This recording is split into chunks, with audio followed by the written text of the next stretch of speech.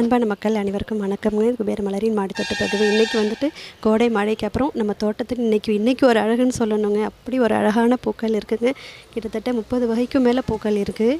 நம்ம அது எல்லாத்தையுமே இப்போ பார்க்க போகிறோம். பாருங்கள், எவ்வளோ கலரான பூக்கள், கலர்லேயே அப்படியே ஷேப்லாம் சேஞ்சான பூக்கள், இது எல்லாத்தையுமே பாருங்கள்.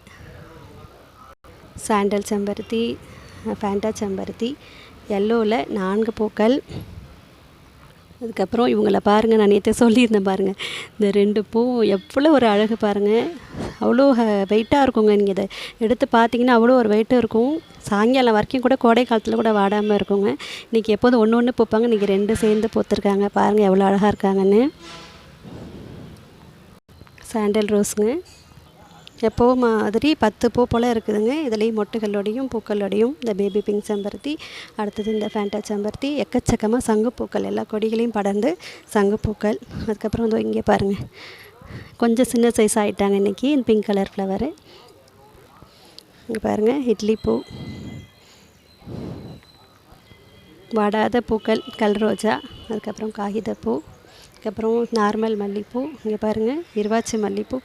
எவ்வளோ மொட்டைகளும் பூக்களையும் பாருங்களேன், அவ்வளோ இருக்குங்க. சூப்பராக நல்லா வளர்ந்து போயிட்டே இருக்குது. அவ்வளோ மொட்டைகள் வைக்கிதுங்க. இந்த எல்லோ கலர் ஃப்ளவர் ஒன்று, மிளகாயெல்லாம் பாருங்கள். அதே போல் நம்ம வீட்டில் கத்திரிலாம் எப்படி காய்ச்சிருக்குன்னு உங்களுக்கு தெரியும்.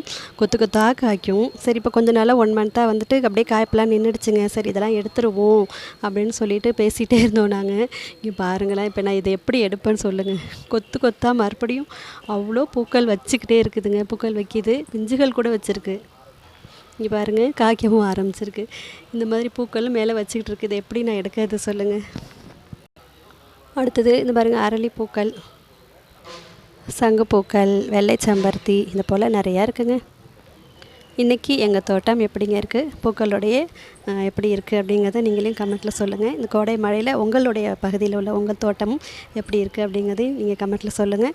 இந்த பதிவு உங்களுக்கு பிடிச்சதுன்னா, நம்ம தோட்டம் உங்களுக்கு பிடிச்சதுன்னா, தோட்ட மலர்கள் பிடிச்சதுன்னா, என்ன உங்களுக்கு பிடிச்சிருந்ததுன்னா நீங்கள் நம்ம சேனலை லைக் பண்ணி ஷேர் பண்ணுங்கள், கமெண்ட் பண்ணுங்கள், சப்ஸ்கிரைப் பண்ணி எனக்கு சப்போர்ட் பண்ணுங்கள். நன்றி, வணக்கங்க.